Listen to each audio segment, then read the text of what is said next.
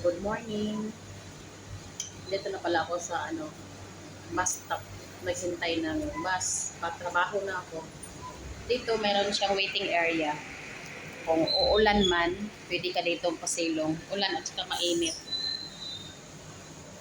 So dito guys, bawat station mag-stop, hindi ka napapara.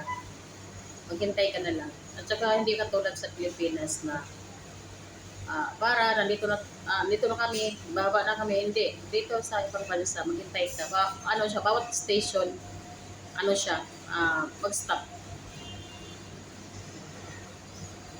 Dito na ako maghintay. May gap ang oras, every 20 minutes. So, example, 6:20, 6:40, ganyan. Pero minsan, malit pa din dahil traffic. Ayan sila, nag-aabang din. Dito din pala ako nangupahan ng rent. Ang dami niyang rent a room here. Dito na yung bus. Ayan na yung bus. Ang ibon, malapit sa kalsada, hindi takot. Hello. Dalawa sila. Ayan. Hindi sila takot sa tao.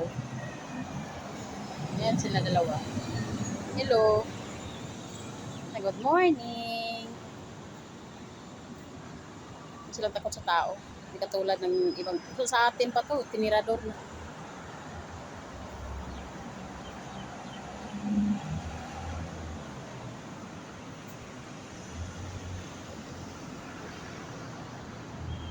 Morning.